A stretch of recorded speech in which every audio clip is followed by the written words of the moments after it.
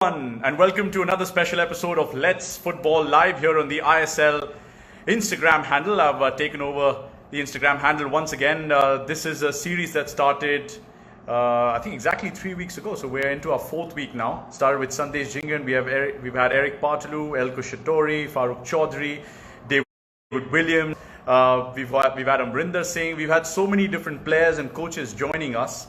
But now it's time for somebody very, very special to come on Let's Football Live. Now, since we're in the fourth week, I'd like to remember a gentleman who 4 years ago sat not too far away from me in a studio setup and introduced me to the world of television broadcasting. Not soon after, he was with me in a commentary box and teaching me the ropes of doing football commentary in India. He's somebody who's no stranger to Indian football fans. I'm going to get him on in just a second as I wait for you guys to come on. Hello, Vanakkam. Yes, FC Goa have a new coach. We'll be talking about the new coach as well, Juan Fernando. Afyan, Adinan. Hello, everybody. Yeah, plenty to talk about because this is somebody who's been behind the scenes, but you must have seen a lot of him, not just on television, but also when you've been listening to commentary. So let me waste no further time in welcoming somebody who I call a friend, a mentor, a guide in the world of broadcasting, Mr. Paul Masefield. Let's see if we have him on and we can get him on our Instagram live session.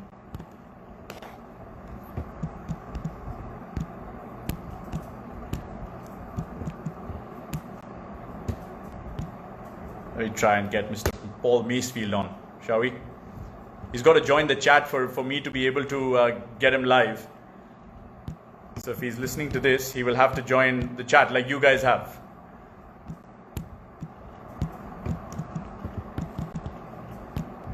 Just waiting for Mr. Paul Masefield to come on. Gives me a chance to say hello to some of you guys. Tell about Messi fans in Kerala. Well, a belated happy birthday to Messi Boli, by the way.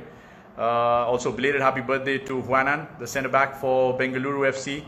Big news coming in from Goa today. So much to talk about. And who better than Paul Masefield to join us because he's got a variety of views on Indian players, Indian football, not just the ISL but also the Blue Tigers. We need Ogbeche on live. I have been live with Ogbeche before as well through the Indian Super League handle. So if you missed that, you can always recap that through the website. Yes, good evening, Mahesh. We're just waiting for Paul Masefield to come on.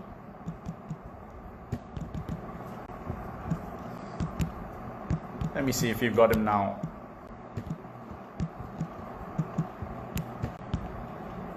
No, still no luck with Mr. Masefield joining us. So let's hold on. Let me just drop him a quick message.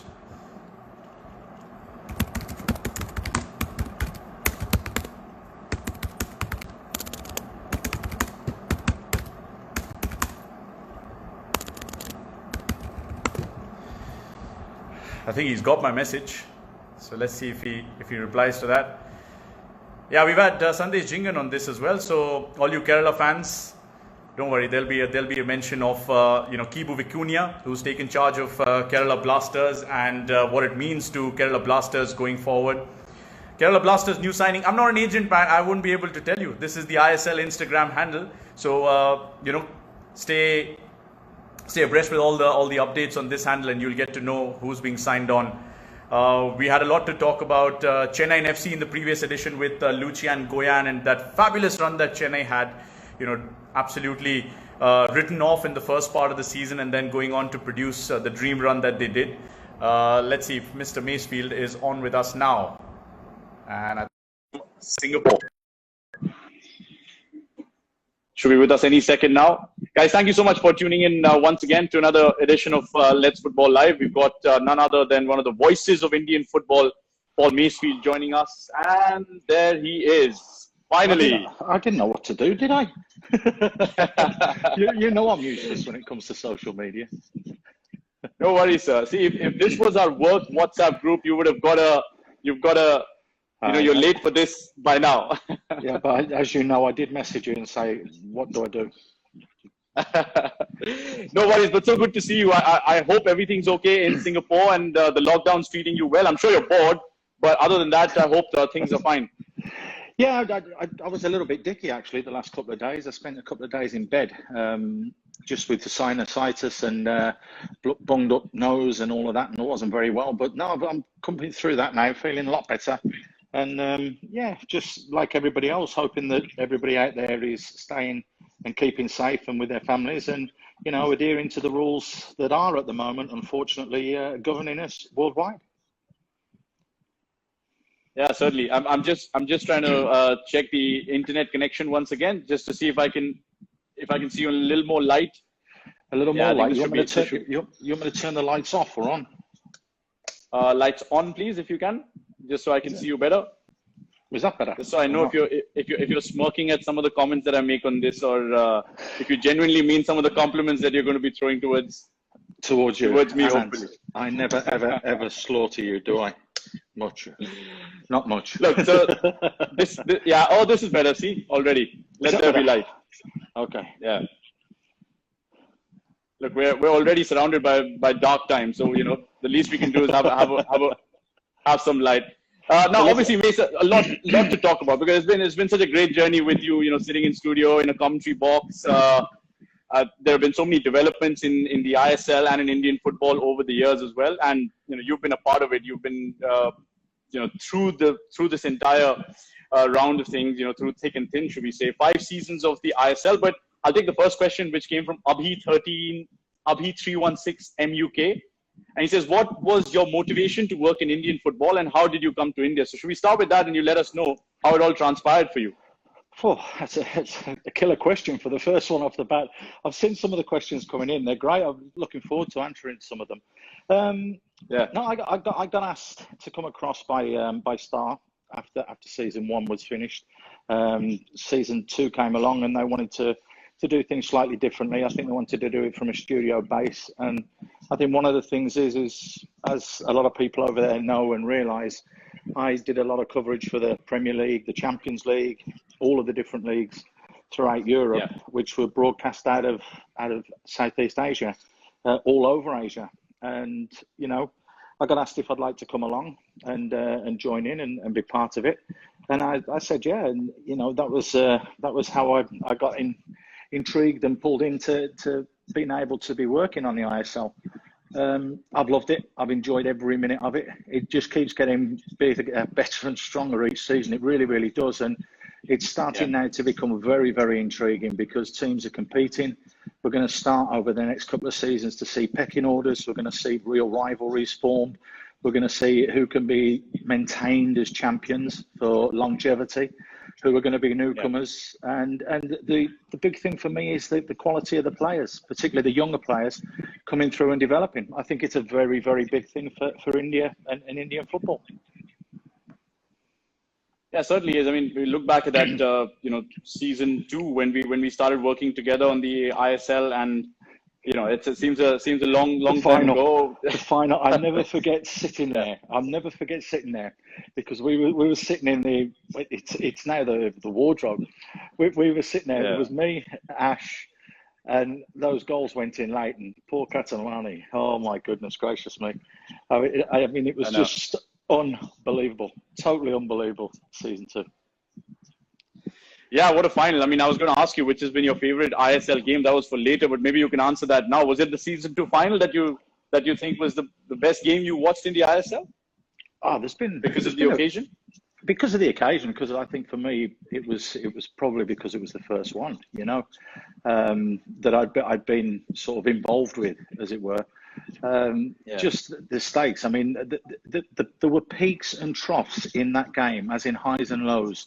When you're watching it, you're so frustrated because there were certain things that were done wrong, and then elated when certain things happened. It was just an absolute roller coaster ride, and to finish the way that it did, right at the death. And I mean, like I said, somebody's got to be made a scapegoat, and unfortunately, in season 2, it was him. It was drama right down to that very final whistle. Yeah, we'll talk about Goa as well, because it wasn't the only heartbreak that they were going to suffer eventually before going on to become, ISL league winners, the Shield winners at the end of season 2019-20. But, having watched this, the last 5 seasons, but in particular, Mason, from close quarters, what have you made of some of the action? You talk about the league getting bigger, better, stronger, faster, fitter. But if you were to look at it in terms of how the viewers look at it now, what would be the biggest takeaway when somebody comes to watch ISL from your point of view? It depends what different people want. I mean, I like good football, you know that. So I like teams that get it down, that can pass it around and that can play. And it doesn't matter whether, and at times it's been Northeast, at times it's been Kerala, at times it's Goa, it's Mumbai, but we want consistency levels. And I think the one thing that we've seen so far, particularly over the seasons, you would have to say that Goa are one of the most consistent teams in the league, the way that they play, their ethos, their mentality, their thought of wanting to play the game the way they do. That's one of the big things for me. But, you go from, I think what we've seen, the big thing for me, what we've seen over the 5 seasons or the 6 seasons so far is what it's taught us is if you don't change too much per season, the next season, you should be able to be sustainable. You should be able to have a half decent season and you should be able to try and push and finish for a top 4 position without wholesale changes to the squad. I think we saw a lot of that earlier on when ISL started because of the draft, and obviously then when we added Bengaluru into the mix and Jamshedpur when they came in, then you obviously have to reset everything to go again. But I don't think that we'll be seeing too much of that now in the future. So I think it's up to teams to get a core, which is what they're doing. They're building off what they've got, and they're trying to sustain it. Goa, I mean, you look how many players last season did Goa get rid of? Not many. Yeah. And how many did they have? They did 1 or 2, which is always good because you've got the knowledge, you've got the understanding, people know exactly what you're doing. And that's why they were building themselves the way that they were built under Sergio Libera. Yeah. And I think that other teams will take a copy from that. I think that we're seeing that soon. Yeah, that's interesting because Lucian in his interaction with us was also saying the same thing. You're saying it's about continuity, it's about retaining a core group of players, which is what BFC benefited from. ATK had to rebuild all over again, which is something that's it's credit to them because they went on to win a season with almost like a brand new team that they had at their disposal this time. What did you make of ATK season in particular? Because there was a question from Ashu 10. Who says, what can we expect from the ATK Mohun Bagan merger? Because they've got a great platform now to build on with Mohun Bagan having won the I-League, having been announced as the I-League winners officially, and ATK winning the ISL for the 3rd time. I think it's fantastic for them, isn't it? I mean, basically, automatically, it gives them another 18, 20 players to choose from for the squad that they want to perform in the ISL next season. So they've got a huge playing squad. They're going to have to sort that one out. I think with Asia on the horizon as well, they're going to have to sort that out. I'm sure that there are going to be more Indian players will want to go and play for ATK as well as Goa, because obviously winning the Shield, they go on to represent the Champions League. Everybody wants to play the pinnacle of the football that they can, and the pinnacle is playing in the top division in your country. It's playing for the national team, and it's playing for your team in a continental tournament. So the AFC is that out. So every single player will be chomping at the bit to try and play for ATK Mohun Bagan, or going on to play for FC Goa next season. Yeah. That's the thing, right? Because now they've established themselves as such a force in the ISL, ATK. It'll be difficult to turn down an offer for a player if it comes from ATK, and particularly with Indians in particular who are looked at as somebody who could sign multiple year contracts, rather than say foreigners who might look to just dabble with Indian football for a year and see if their families like it, if they like it themselves, and all of that. Yeah. And that's something that probably Chennai will have to think about as well, because they've had such a successful season. But when you have a successful season, your players are under the radar as well. And they, and a lot of clubs come calling for the likes of Valskis and Crivellaro, or, even the Indians for that matter. Chennai's run was absolutely fantastic. But what lies in the future for them? I swear, and you can punch me on the nose, right? I swear, if I ever say it, there is no way that they're going to get out of the position and the hole they're in after 5 games. You remember I said it after 5 games. I said they got no chance. I wrote them off, if you remember. And I'll be honest, I'll hold my hand up. You know, I mean, that's the one thing, you know me, Anant. I'll say it as it is. I didn't think they had a prayer, but oh my God, what Owen Coyle did was absolutely unbelievable. That run from Chennai was quite simply stunning. It really, really was. Nothing short of totally spectacular. I will never say that again. If I say that again, you're allowed to bop me on the nose, okay? Because I mean, it's just that to see the players and the body language when it was under John Gregory, and then you saw John Gregory go, then you saw Owen Coyle come in, and I mean, it wasn't like chalk and cheese. It was like daylight and darkness. It was like night and day. It was an absolute unbelievable turnaround. It really, really was. And they just clicked. They started playing. I think Owen came in with some fresh ideas, got the team playing the way that he wanted them playing, got them to believe in themselves. And they just went on that run that was just absolutely phenomenal. Just phenomenal. Yeah, not a lot of people would have given them an opportunity. But do you think, when you look back at Chennai, just something I wanted to know from you as well, would they look back at the final and say, maybe this could have been capped with a trophy, or do they somehow look back at the entire season and think this is what we need to build on, rather than just looking back at the fact that we came so close, but maybe 10 years down the line nobody's going to remember the fact that we reached the final? No, I think you're right. No one will, because no one remembers winners. No one remembers losers. They only remember winners. So all you'll see in the record book in 10 years' time is ATK won season 6. Who did they beat? People will be like that. Who lost the 1980 FA Cup final in England? Who lost 3 years ago in the FA Cup final? No one cares about losers. They only care about winners. So I think what they've got to do is they've got to put the negatives to the back of their mind. They've got to take the positives from what they did, and that was galvanise themselves and push themselves on. And they've got to take the positives from that going into next season and saying, right, we've got no excuse this year, because we can start from day one and we can push all the way and really have a go from it straight from the get-go. And I think that that's what they really need to do, because if they can do that and they can continue with the form that they showed throughout this season, there's no reason why they can't be there or thereabouts come the end of the season next year. Goa will have to think on similar lines. Yes, they were the ISL league winners. They got the Shield. They've been finalists twice. They won the Super Cup, all right, but the ISL trophy still continues to, it continues to be the elusive trophy that they haven't got their hands on, despite playing some of the best football. What was it, 116 goals or something under Lubera in the 50-odd games he was in charge. But there was a question from Nag Vivek 2000. He says, FC Goa appointing Juan Fernando. What do you make of the appointment? That was, I think, it was just announced an hour ago on the FC Goa Twitter handle and on the Instagram as well.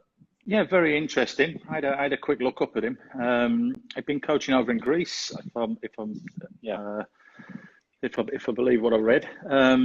He'd also played over there as a younger player before he got injured, having to quit, and started his coaching career very young, at about the age of 18, I think. He's still quite young now. He's about 39, 40 years old. So again, it's someone with that understanding, one of the Spanish mentality coaches that's coming in to ISL again. I'm sure that there's going to be a lot of sitting down that is done with the staff there, with the management, because they'll want a certain requirement, the way that they play football. He'll have his ideas, I'm sure, as long as, as well as Sergio did when he was at the club as well. But I'm sure that we'll still see them play football. Whether or not we'll see them play a la Sergio straight out from the back again will remain to be seen. Will they retain all the players? Will he want to keep some of the players? Again, now, this will be the first time for me that Goa have had another huge change. It was a big transition when Zico was there. I think the first couple of seasons we saw Zico there, he had the bit between his teeth. I think he kind of lost it the last season, Zico, if I'm being quite honest. And that's when they brought in Sergio, and Sergio did fantastically well for me. And that's why I think this is it's a big appointment, this, for Goa, and they've got to get it right, because not only are they representing, well, not only is he going to go and represent Goa in the league, he's going to be taking this Goan side onto the international stage, playing Champions League football. That ain't no mugs game. Let me tell you, with some of the teams and some of the sides that are in that competition, they're going to know they're in a game of football, so they're going to have to recruit wisely. They're going to have to bring in players wisely. They're going to have to retain wisely as well. If they can retain the core of the players that they've got to be able to go and play Champions League, it will be good for them. So there's a lot of questions still to be asked, and jury will be out until we see them perform. That's the thing. By the way, Ranadeep90 has just said, Paul, I love your attitude and the way you talk. I just try and say it as it is, Anant. You know me. I'll say what I think. I say what I believe. When I'm wrong, I hold my hand up, unlike some people, mentioning no names. But no, no. I mean, it's. I mean, that's what it is. I believe in just being straight and honest, and there's no point in lying. That's the thing, and I'm coming to BFC fans because I've often seen you get a lot of stick from some of the BFC fans in particular because they were the side who weren't able to defend the title this time around. So they had a difficult time, dealing with the high standards that they set for themselves and not being able to match it in season 2019-20. And a lot of times you were in studio, Mason, you were in commentary, and you said it as it is. And you yourself told me a couple of times when fans would have a go at you. How do you treat that relationship with fans? Because of social media now, everybody has has access to people like yourselves, and they have an opinion, right? So you've got to. It does come in front of your eye whether you like it or you don't. Exactly, and I mean it's a lot more open now. I mean, years ago, and I'll tell you this one, I was getting death threats about 15 years ago because of stuff I was saying about Premier League football in Asia. So I mean, wow. having people having a go here and there about what we do now, it's just water off the duck's back. It's my belief, it's my opinion, and if people don't respect my opinion, that's fine. Do I have to respect theirs? Of course I respect people's opinions. I respect what you think. I respect what the next man thinks. And if that's his opinion, good and well. Just because it's not my opinion doesn't mean I'm wrong, doesn't mean he's wrong, doesn't mean you're wrong.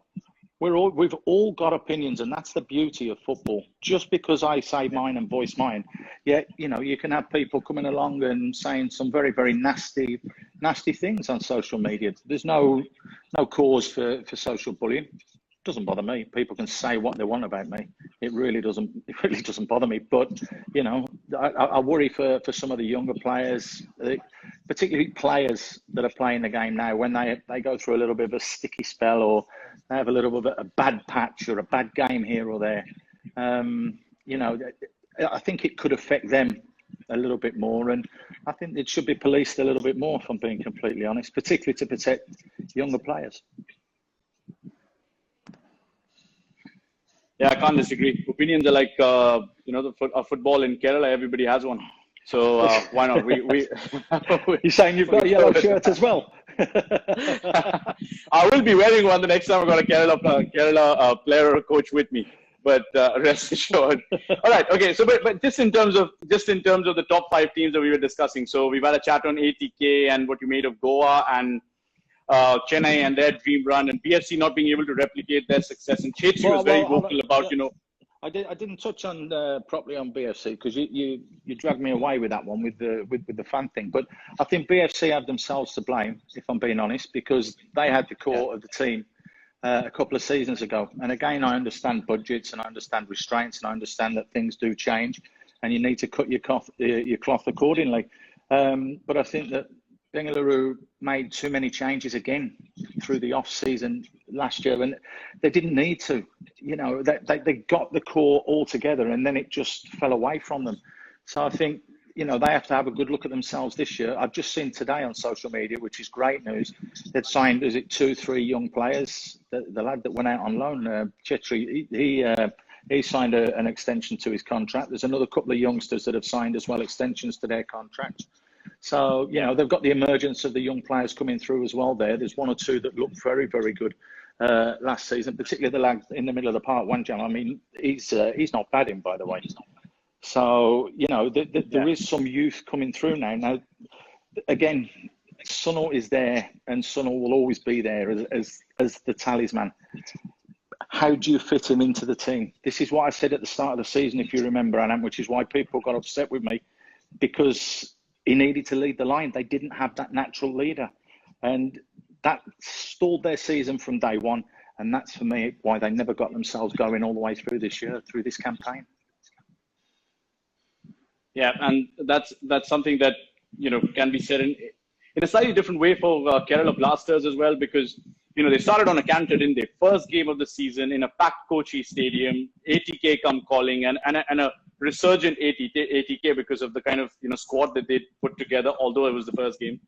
And Ogbeche comes up with the goods, and it augured so well going forward. And then suddenly things went a bit south, and then Eelco Schattorie is now parted ways, and Kibu Vicuña has taken over. Atul Das 77 had a question: was that a right decision to keep Eelco out? No, my honest opinion. I think that again,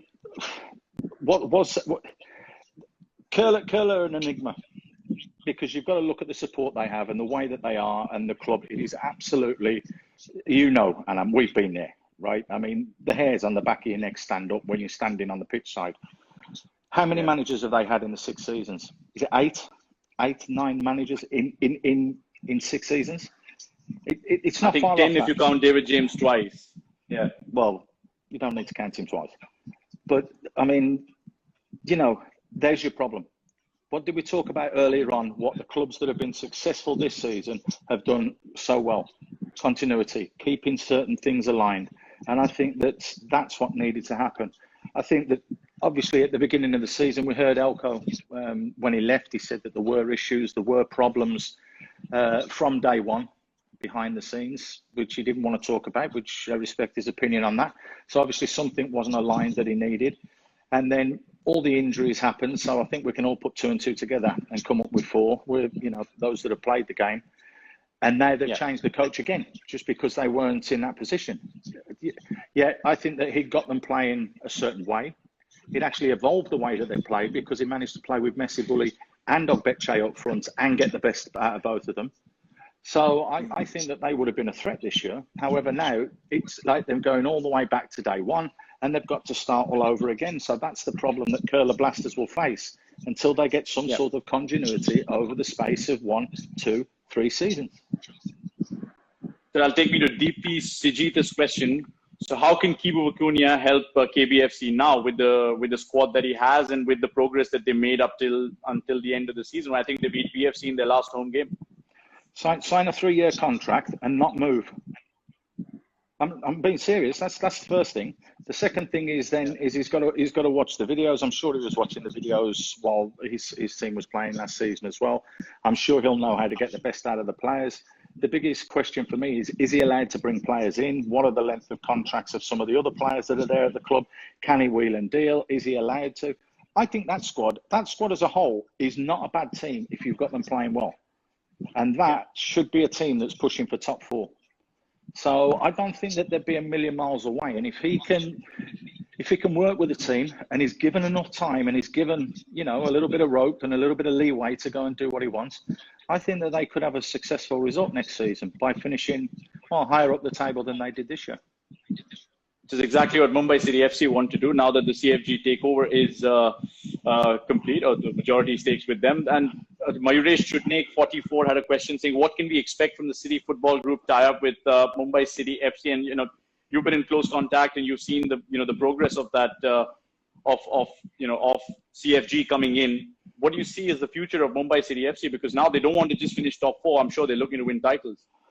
But are they looking to do it straight away? And this is the thing, you see, because they're dipping their toes in the water in India. This is a test for them, and I think that they're going to become pioneers for a lot of different clubs around the world. The City Football Group with this. I'll be amazed if they chop and change everything completely like that overnight. I don't think they'll do that. I think they'll want to feel their way in. I think this will be a season for them where they can bring in their own coach. They'll want to bring in their own coach. They'll want to work with certain players and certain individuals that they'll be able to have access from around the world to the knowledge and the database that the City Group have with all the different clubs they've got all over the world, and the ability to go pre-season and training here, there, everywhere is going to be absolutely second to none. I think it'll be a couple of seasons, but I think we'll see Mumbai City slowly and gradually over the next 18 months, 2 years, really start to look to become a force in Indian football. I don't think it'll happen overnight. I really don't, because Rome wasn't built in a day. But it will just take that little bit of time, because these are shrewd people. They invest in, and they know what they're investing in. And I think there are some very intelligent people that have taken over that club. It's almost like a new team, isn't it? Now, Mumbai City FC now with that, with CFG coming in, much like Odisha are a new team, Hyderabad are a new team. They had a mixed bag of a season, did Odisha. Hyderabad had a disappointing one. What's the way forward for these two new sides in the frame, Ace? I'll tell you what, that shocked me, Odisha. I thought they played brilliantly. I thought they played really well. I was expecting that, but what I'm saying I'm shocked about is Gombau going. Yeah. I thought he was stewed in for at least another season. I thought they were playing good football again. I mean, he flattered to deceive. It took him 3 years, but it took Libera to do it in 12 months. Do you know what I mean? The style of play and getting the players to understand it and get it out there and do it. And I think that was the difference there. And I actually feel a little bit for Joseph Gombau. I mean, I think he was the one that left. So that's a little bit of a, let's stand to him. It's his choice. Obviously, I'm sure the club tried to keep him. But no, I think that the future's bright there. They've got some great youngsters as well, haven't they? I mean, Sarang has just signed a new contract, hasn't he? Young Jerry there, they've got Nanda. They've got some good young players.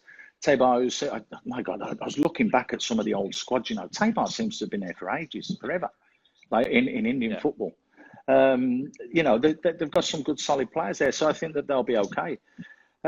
Hyderabad, again, you talk about a new team, a new challenge. Albert Rocker coming back, your favourite coach. It'll be interesting to see. It'll be interesting. That's a private joke, don't worry. I know you've got his jacket still.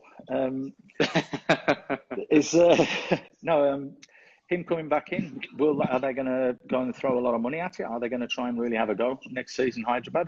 I'm not sure. It's going to be a tough ask for them next year. But no, I mean, out of the two, you'd give me odds on who'd finish above the other one. I'd go Odisha would finish above Hyderabad at this stage anyway.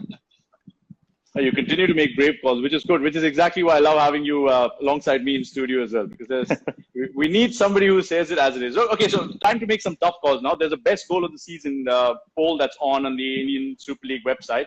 And for those watching this as well, you guys can go and vote for your favorite. There was a Beche's goal against Chennai, which was a screamer, which caught Andy by surprise on commentary. There was Valskis. There was Chetri versus Chennai. Then there was Criviaro's long distance goal that went in against Northeast. Which one are you picking, sir? Or is there another one other than these four that you like? I'm picking that goal for Criviaro.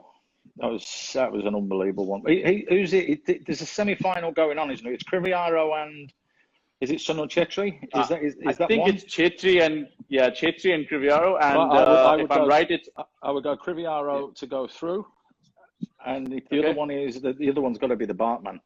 I mean, I know Valskis was a good bending ball into the top corner, but the way that Bart hit that was unbelievable. Yeah. So I'd go for a Hitman versus Criviaro final, and I would definitely go for Criviaro. I mean, when you score from the halfway line, we like that. Love it. Absolutely. Who was in goal? I think it was Subhashish Roy Chaudhary in goal. Yes, those are the kind of goals that go in and make the keeper look silly. I know. I saw the commentary again earlier today, and it was you. You did mention Subhashish Roy Chaudhary. Yeah. I think I didn't realize it was going to go in for a period of time. Which brings me nicely to the next thing I want to discuss. There was a question from the Stadium YT, and he says, "Do you guys prepare and study about each and every match, and how do you prepare yourself with statistics before every game?" I don't know what your preparation is like, because you usually just walk into studio with a coffee in your hand and say, "Right, who's playing today?" And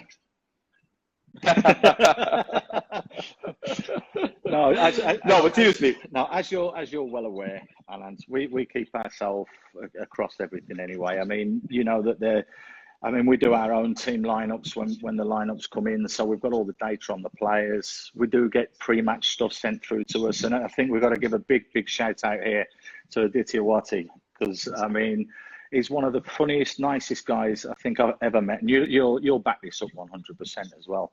and he's the kindest, most generous person in the world. But when I come in, I always say to him, I pull him to one side and I say, right, give me a stat of the day that you can't give to anybody else, but you've just got to give it to me so I can use it on air. Okay. And he'll go away and he'll come back about 5 minutes later and he'll tell me this stat. And then I've got to get it in the show somehow. And I mean, he really is awesome.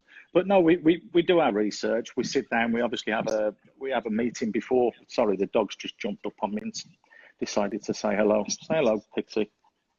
There you go. Hello, Pixie. There you go. No, we sit down, we have a meeting, a production meeting, so we all know what we're going to go and talk about, because obviously we can't just go on there and just go off on one here, there and everywhere. And the producers, they have a very good input as well. And we sit there with the directors and the crew and obviously whoever's on the show and what needs to be done and how we're going to do it, yourselves, the presenters. And we have a bit of a discussion first, and that's how we come up with what we're going to do. But I mean, there's a lot of research goes in. We've got a lot of downtime at the hotel, so we're always reading through the papers, always checking social media, because social media is king at the moment. When there's something live going on, it keeps you up to speed on everything. And we get plenty of time to prep, really. So that's good. So it's always good to come in and just wind everybody out and keep them on their toes. And who's playing today? It's just how prepared you are all the time. And I think I just saw a message from Pulasta there as well. False 9 is the handle he goes by, and he says, "What are Paul's feelings about goal contributions?" It's something that we always have a laugh about, because there's goals and then there's assists, and you combine them both. And Mace, what do you have to say? Next question. No, listen, I'm not having this, right? And I'm going to get this right off my chest now, so we don't have to do it in the future.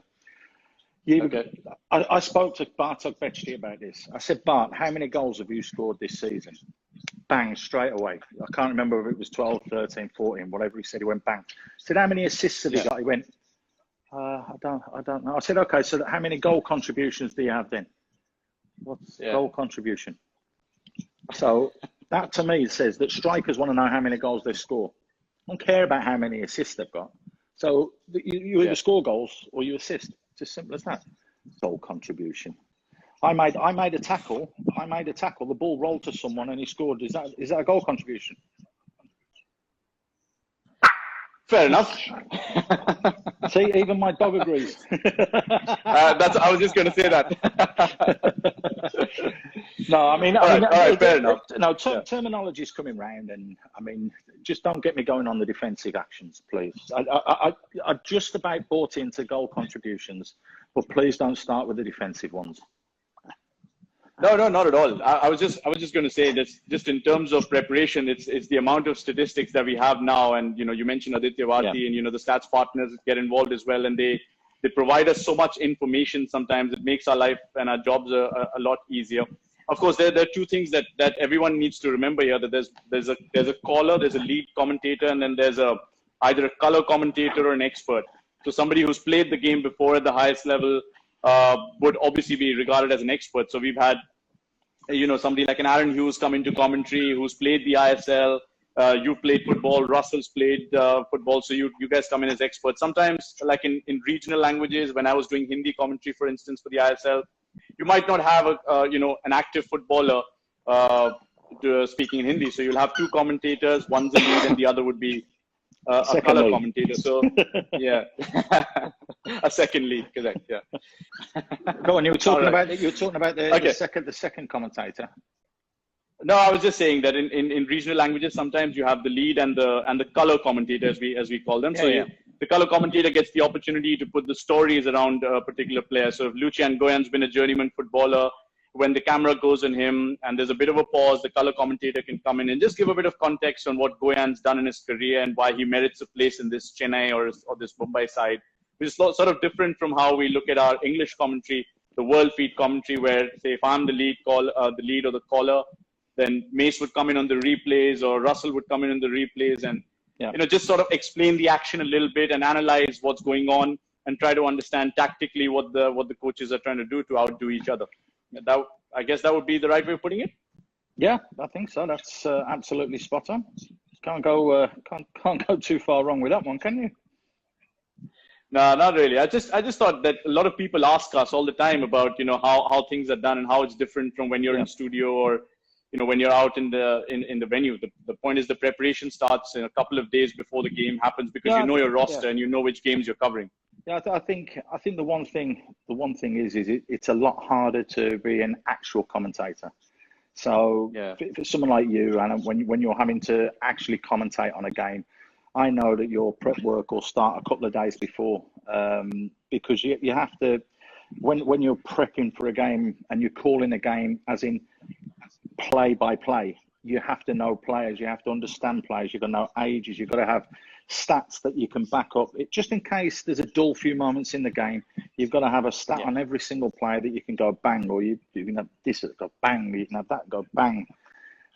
Whereas for a colour commentator, or like when we sit in, you know, the likes of myself, Russ, the guys, we react and work off you. We still do our homework and look at the league tables and read all the stories. So speak to some of the players, speak to some of the coaches. So we've got little anecdotes to throw in as well. But we can actually react to the game as we see it as well. So that's where we're a little bit more lucky and get a little bit more leeway than what you would as a main commentator. And then obviously if you're presenting and you're not doing the commentary, then that's even easier for you. You've just got your Bible to follow, which is your running order, and that's what we've got to follow as well.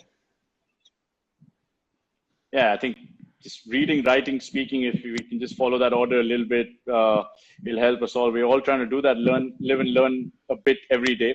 Now, you spoke about preparation, Mace. I'm going to test you a little bit now in terms of how your preparation is for ISL players. This is a round I call Tiki-taka, where I'll pass on short, sharp clues to you, and you've got to basically find the target. Okay? I'm looking for the name of a player. I'm going to give you a few clues. Let's see if you can get it right. How many clues? When did you start this one? Because I've been tuning into some of these and I haven't seen this one, Tiki-taka. It's called a curve ball. Sometimes it comes in, and that's why we get to find out whether you...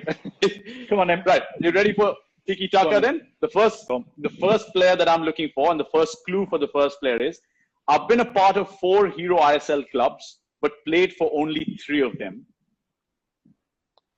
4 clubs, played for only 3. Yeah.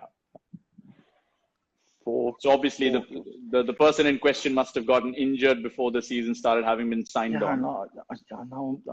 I'm thinking Hume, but no, he played. He played. He hit the upright and he gave an assist to Robin Singh unwillingly.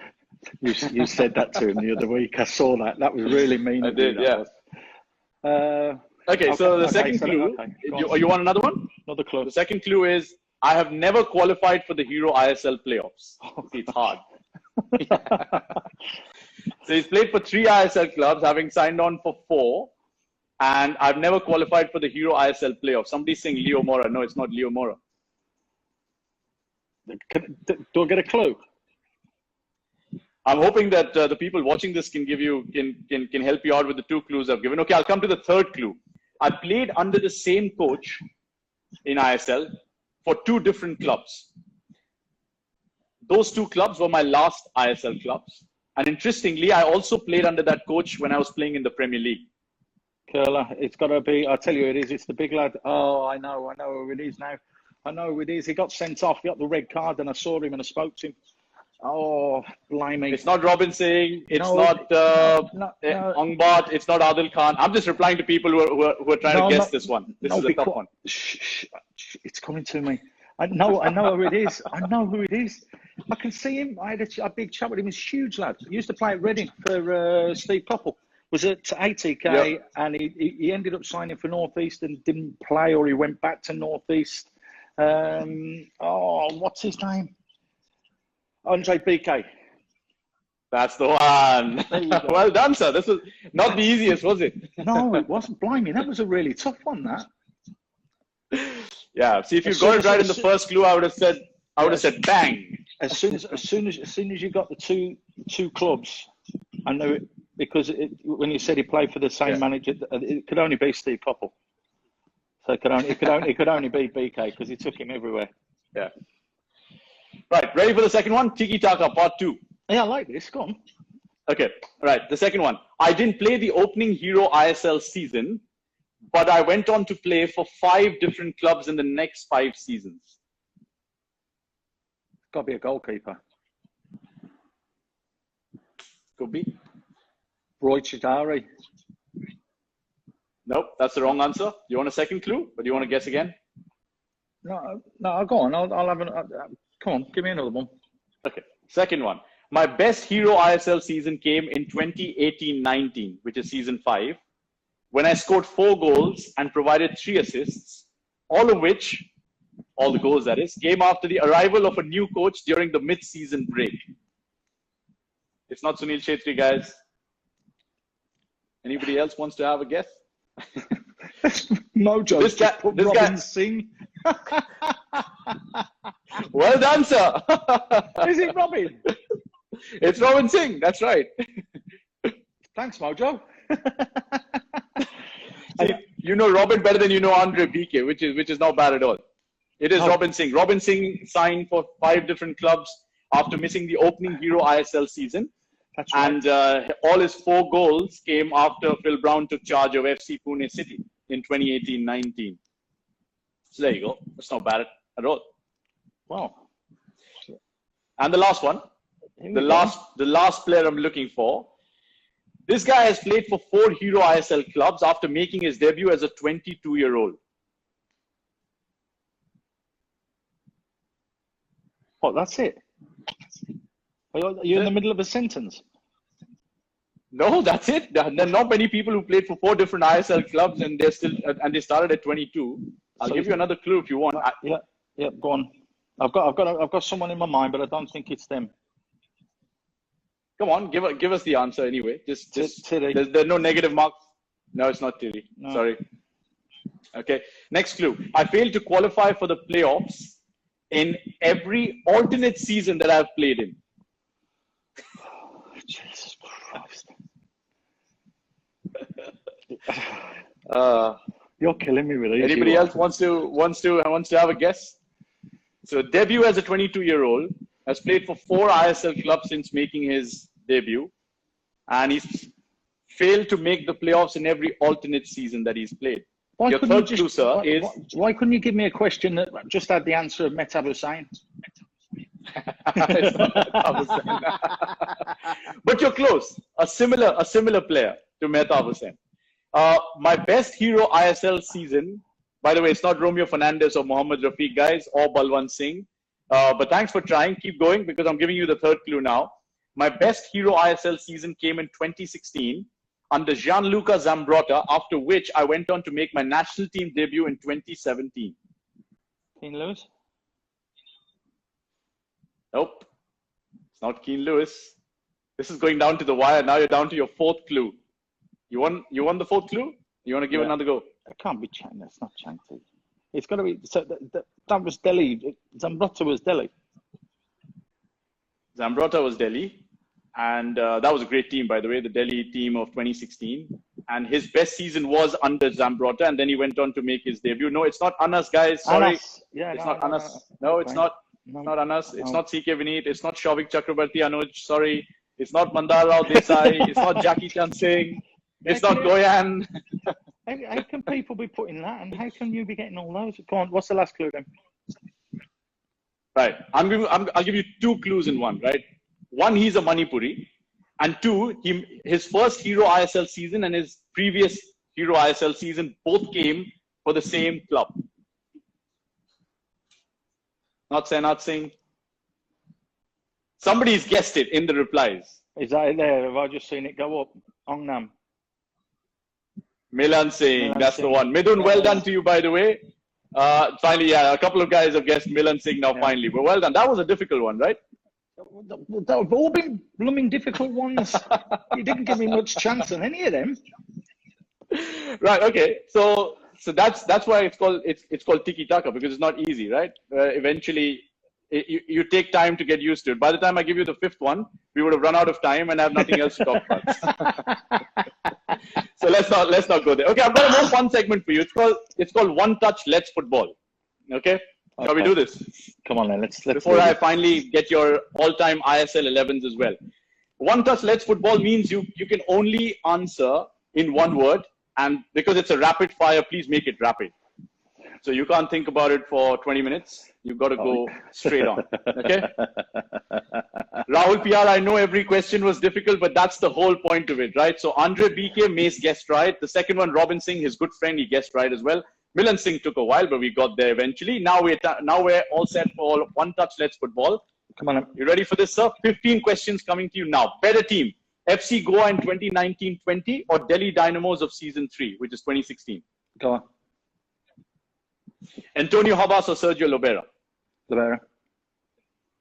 Singapore or England? India. Nice one. Eugenissen Lingdo or Lenny Rodriguez? Eugene. Better phrase, nailed on or staring down the barrel of a yellow card? Staring down that barrel, baby. Messi or Ronaldo? Ronaldo. Okay. Being in a studio or being at the venue, if it's Kochi? Oh my God, you killed me. I do like being in the studio, but Kochi's something else, so you've got to say on-site, Kochi. All right, on-site. Sunil Chetri or Baichung Bhutia? Sunu. Ogbeche or Hume? Ian Hume. Ogbeche. Merajuddin Wadu or Ishfaq Ahmed? Wadu.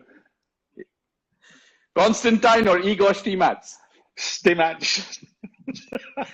Pradyum Reddy or Russell Osman? Russell Osman. John Helm or Andy Pascalides? Oh, help me. Jahu or Tiri? Jahu. Anant or Kuri? Anant. Well done, sir. Okay, Kuri, I hope you're not tuned into this. I'm sure he loves you more than me. Well done, sir. Not a bad round. That was as rapid can be. Well done. I put you under pressure there. You've lost a few friends in the process, which was the plan. Hey, that's all right. I told you. I've just said it as it is. Yeah. But that was a nice answer about Antonio Lopez, Habas, and Sergio Lobera. You picked Lobera, right? Or did you not? You were 100% Lobera. Which was... So there was a question from Sachin, and he writes it as SXCHIN. He says, which was the tactical battle of the season for you?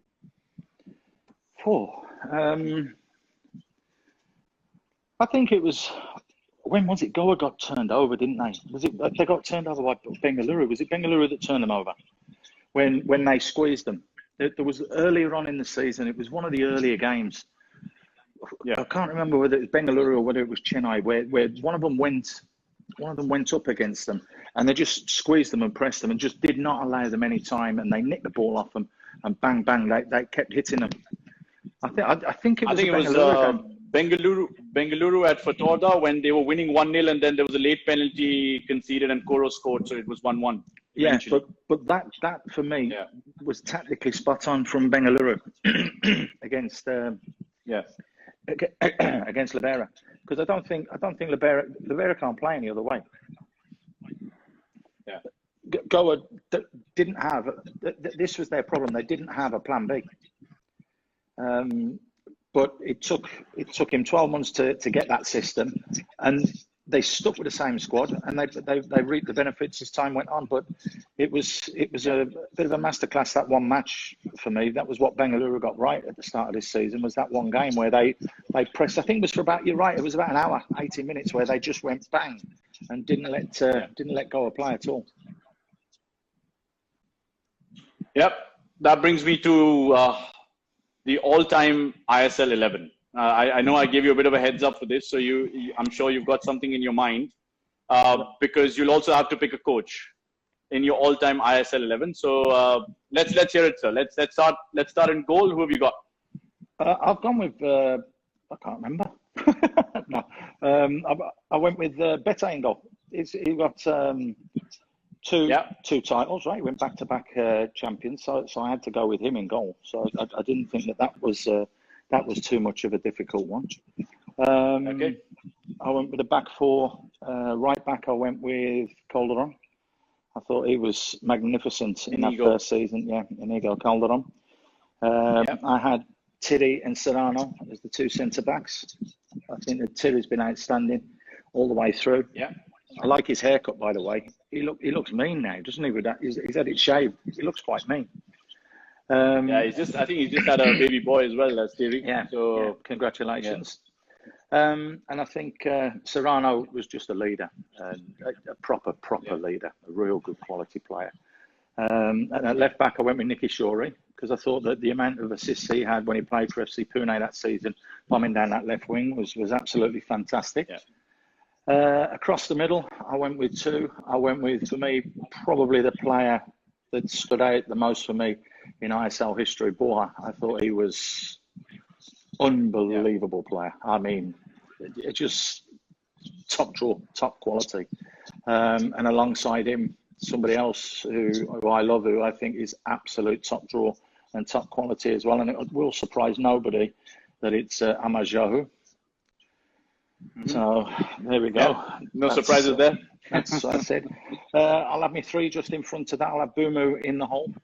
I think that he's proved now over the 2 seasons that he can warrant that start, and I think that he deserves to push himself in there. Malouda on the right-hand side, I think he's been absolutely magnificent when he played. He was a stunning player. He was one of those that came and didn't just fob it off, and just say, "Oh, I'm coming here just to enjoy myself for a bit." But no, he played properly, and a real top draw pro, real good player. And then I've had to shoe in my old mate Hume on the left wing. So I want him to have a bit of a run, because we need someone who's going to throw themselves in there and doesn't mind getting hurt, and can cause defenders problems and that. And I've gone for a little bit of class up front. I was thinking Miku, Karo, but I went with Obeche, because I think Obeche's got that little bit of panache. I think he's got that little bit of class. And I think that's just the difference to top my team off. That's why I go with that. Wow, brave call, because a lot of fans will have a say on this as well. But I'm just going to recap the team for you. Edel Bete in goal. Your fullbacks are Inigo Calderon and Tiki-taka. Yeah. Sereno and Tiri, the heart of defense. Yeah. You've got Bora and Jahu in your midfield. Yeah. Holding. You've got Hume on the left, Malouda on the right, Bumu at 10. Yeah. And you've got Obeche leading the line as your main goal scorer. Yeah. Okay. So this is your foreigner 11 for the all-time ISL foreigners 11. Yeah. Who's your coach? And who's your captain? Whoa. Borja, captain. No question. Borja? Yeah. I think Hume went with Borja as well as captain. Yeah. Unsurprisingly so. Yeah. Who's the coach? I'd go with Lobera. Lobera as the coach? Yeah. I honestly think it's been a breath of fresh air to the league when he was there, Lobera, when he first signed. Yeah. Just an absolute change in formation, a change in style, and it's just put the league on the map. Bang. In a big way. Would he be your favorite ISL coach of all time as well? Despite having not won an ISL title, he might have taken Goa to become the league winners, but would you still pick him as the best coach ever in the ISL? Well, you've got to turn around. No, you've got to turn around and say Habas for winning the trophies. I mean, that's the one thing there. But I don't agree with the way that Habas puts his sides out sometimes. I'll be completely honest. I mean, this is again the beauty of football. It's what do you want? How do you want it? It's like Rocker. He did it all right for that season, and then they went on to win it Bengaluru, and you've got Kudrat now who got it right and then gets it wrong, and then the sustainability needs to be there. There are lots and lots of little things, and to have the consistency, and to be fair, for Habas to go away to win it, stay on, then go away, then come back, go away and come back and win it. You've got to take your hats off to him, and you've got to say, fair play, well done. A bit of credit there, a bit of kudos. Well done to you as well. That's a pretty solid team. Don't want to be playing against them too often. What about the India 11? You've given some thought to an India 11 as well? Yeah, I mean, it's actually when you look at it, they're all still playing, if I'm not mistaken.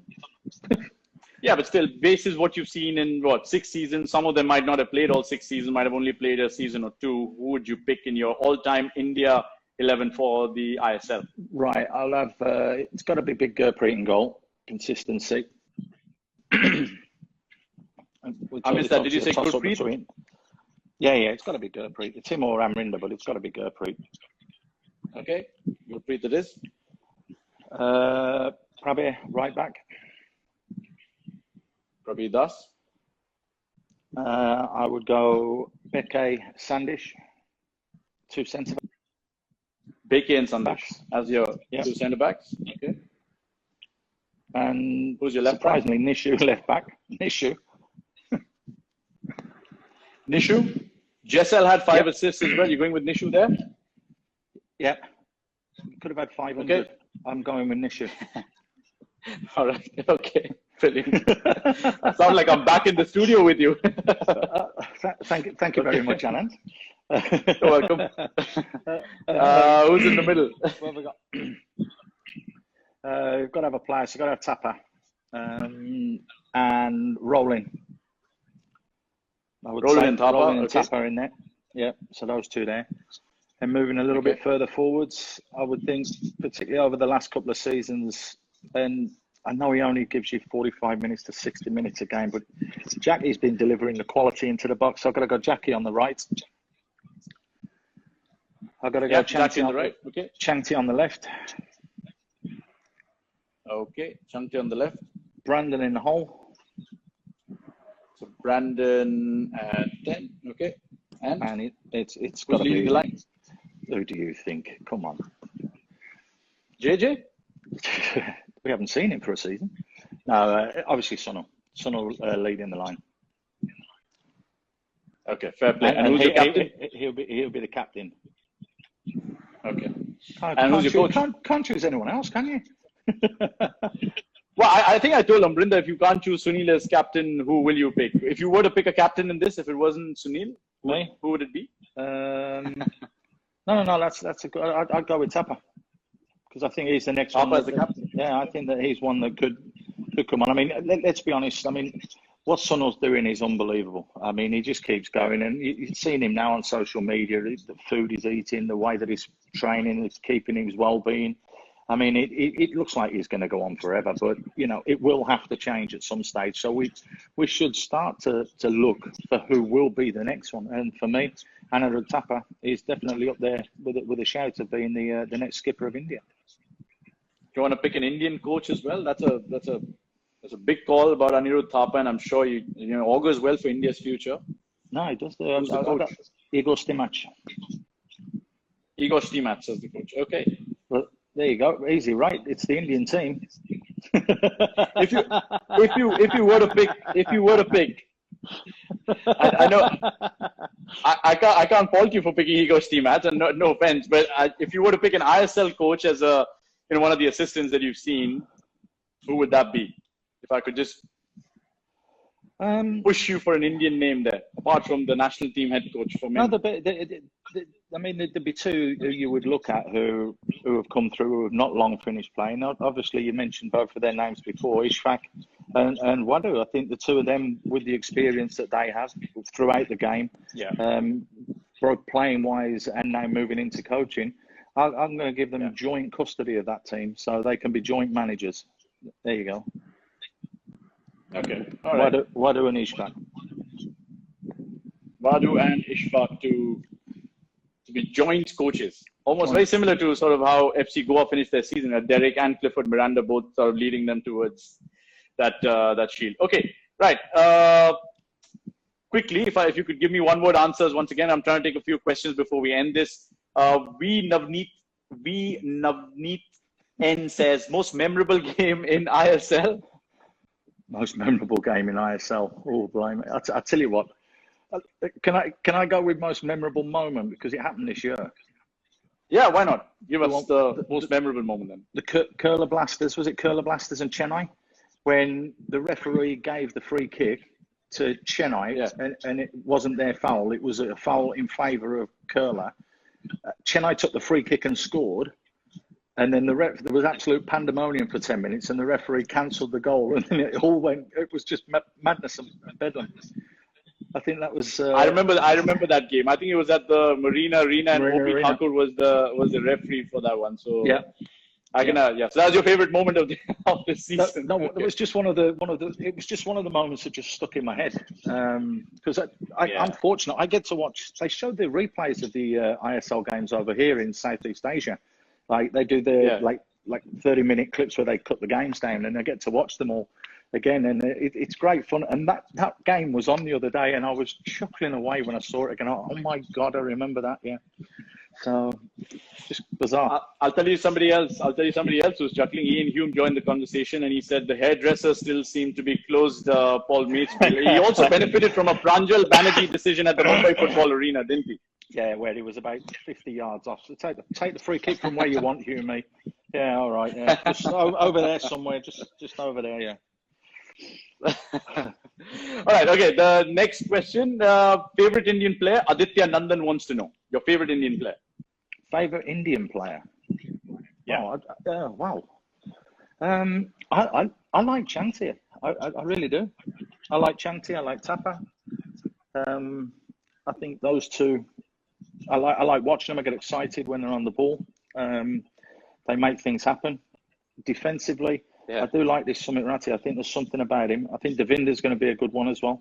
The other centre back, he's not bad. But I mean, you've got your usual suspects. Everyone loves Sunil. I mean, no one's ever got a bad word to say against him. He's such a lovely lad anyway. And the way that he conducts and holds himself. And there are a lot of young boys out there. I mean, Roland is another one who's a lovely, lovely lad. I like catching up with him. He's a lovely lad. Robin, I know Robin Singh, of course, is another good lad. There's some really, really good boys. There really are some nice boys. Okay, and Anu KL71 says best defender last season for you. Best defender.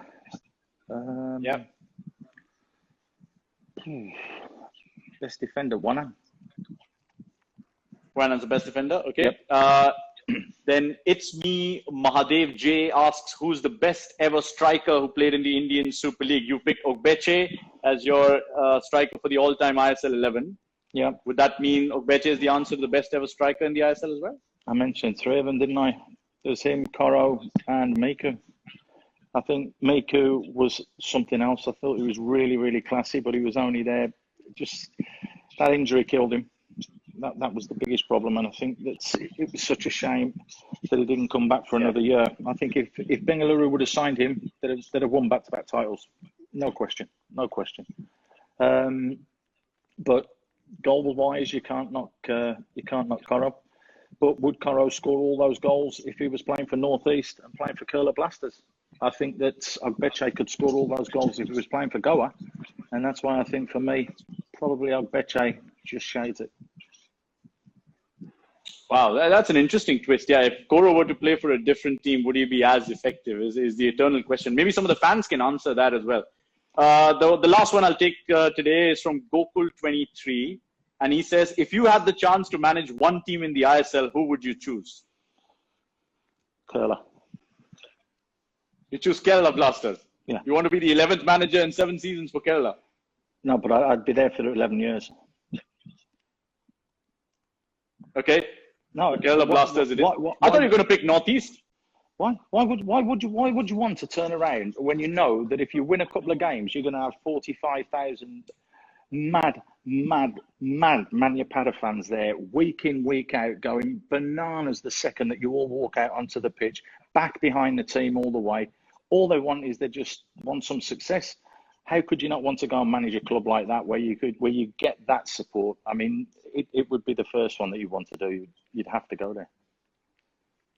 Fair enough, sir. Great answer. Okay, now finally, we're looking at the road ahead for the ISL and Indian football, and a couple of questions came in, so I'm going to ask them together.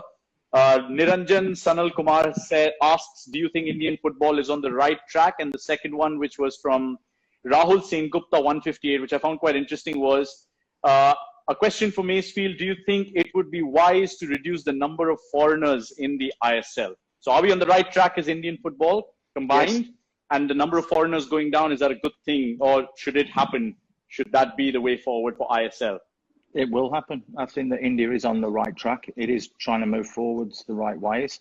I think what we'd seen before, obviously, this pandemic had hit, was what Indian football was looking to try and do for the next season, and the planning that was being put in place with a longer season, more games, which means then that the players are playing more, which will increase their levels of quality, their fitness levels, also the abilities to go and play for the national team as well. The bigger pool then gets selected by the national team coach because these players are playing more games. So yes, as a whole and generally, India is on the right path. About reducing the foreigners, yes, I think that that's going to come as well with time. I mean, I was flicking back today, I can't remember what it was, season 2 or 3. They were allowed 10 foreigners, you know. Yeah. Each team was allowed in a squad was allowed 10 foreigners. I nearly fell over. I think it's only going to be a question of time before what will happen is it'll be the same statutes throughout the whole of Asia. It will be 3+1. You will be allowed 3 foreign players, and you'll be allowed 1 Asian player. So you will be allowed 4 foreign players on the pitch. Now, that doesn't mean that you can't sign, say, 5 or 6 players, foreign players, but on the pitch, playing wise, at that moment in time, you're only allowed 3+1. I think that that's coming, and when that does come, it's going to be even better for Indian football because it'll mean the opportunity for more Indians to get game time. They'll be playing more matches, and I think we'll see Indians in key positions start to come to the fore as well then, which is going to be vitally important, because at the moment, that's the one little thing for me that's lacking with the national team at the full level, is just the quality and the depth of squad in the striking department. I think if we can address that from a point of view for the whole country to be able to develop and look to get strikers in those positions over the next 4 to 10 years, then I think India will well and truly be on the right track. You want to answer one last one? Who will be the next Chhattorie? Somebody just asked that. Swali_SS. Who will be the next Baichung? It'll be the next Chhattorie. There'll be an individual come along. There will be, mark my words, you'll never have heard of him. He won't be a Baichung, he won't be a Chhattorie, but he'll end up being a superstar, and he'll be the next one. He'll be there, he's coming, whether it's 5 years, whether it's 10 years, they're coming. And with the opportunities that these younger players have now, it's going to be a lot quicker than the generation in between.